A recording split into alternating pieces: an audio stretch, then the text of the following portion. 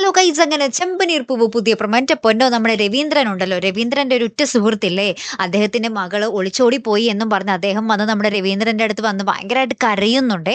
Last നമ്മുടെ സച്ചിൻ രേവതിയും കൂടെ ചെന്ന് ആ ഒളിച്ചോടി പോയ വീട്ടുകാർ, അതായത് ഈ മകൾ ഒളിച്ചോടി പോയ വീട്ടുകാരോട് സംസാരിക്കുവാണ്.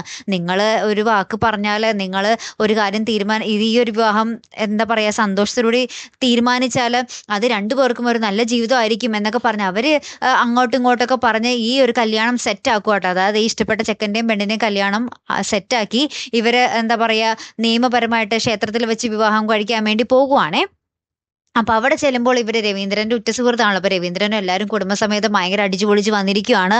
അപ്പൊ അവിടെ ചെല്ലുമ്പോഴാണ് നമ്മുടെ ബീരാനിക്കയുടെ കസിന്റെ കല്യാണമായിരിക്കും അവിടെ വരാൻ പോകുന്നത്. അപ്പൊ നമ്മുടെ ശ്രുതി ബീരാനിക്കയെ കാണുമ്പോൾ തന്നെ ബീരാനിക്കയെ മാറ്റി നിർത്തുന്നുണ്ട്. ബീരാനിക്ക, നിങ്ങൾ എങ്ങനെയെങ്കിലും ഇവിടെ നിന്ന് പോകണം എന്ന് പറയുമ്പോൾ നമ്മുടെ ബീരാനിക്ക പറയുന്നുണ്ട്, അയ്യോ എനിക്ക് അങ്ങനെയൊന്നും പോകാൻ പറ്റില്ല, ഇതെന്റെ അടുത്ത ബന്ധുവിന്റെ കല്യാണാ, എനിക്ക് അങ്ങനെ വിട്ടിട്ട് ഒരിക്കലും പോകാൻ പറ്റില്ല എന്ന് പറയുന്നുണ്ട്. അപ്പൊ ശ്രുതി ആണെങ്കിലും നമ്മുടെ ബീരാനിക്കയുടെ കാലിൽ വീണ് പറയുന്നുണ്ട്, അയ്യോ ബീരാനിക്ക, എന്റെ ജീവിതം നശിപ്പിക്കല്ലേ, പോയി ഇവിടുന്ന് എന്ന് പറയുന്നുണ്ട്. അപ്പൊ ബീരാനിക്ക് എന്നെ കൊണ്ടൊന്നും പറ്റൂല എന്നും പറഞ്ഞിട്ട് അങ്ങോട്ട് പോകുന്ന രംഗവും നമ്മുടെ ശ്രുതിയാണെങ്കിൽ അങ്ങോട്ടും ഇങ്ങോട്ടും ഭയങ്കര ടെൻഷൻ അടിച്ച് നടക്കുന്ന ഒരു രംഗങ്ങളും തന്നെയാട്ടോ കൂട്ടുകാരെ നമുക്ക് കാണുവാൻ സാധിക്കുന്നത്.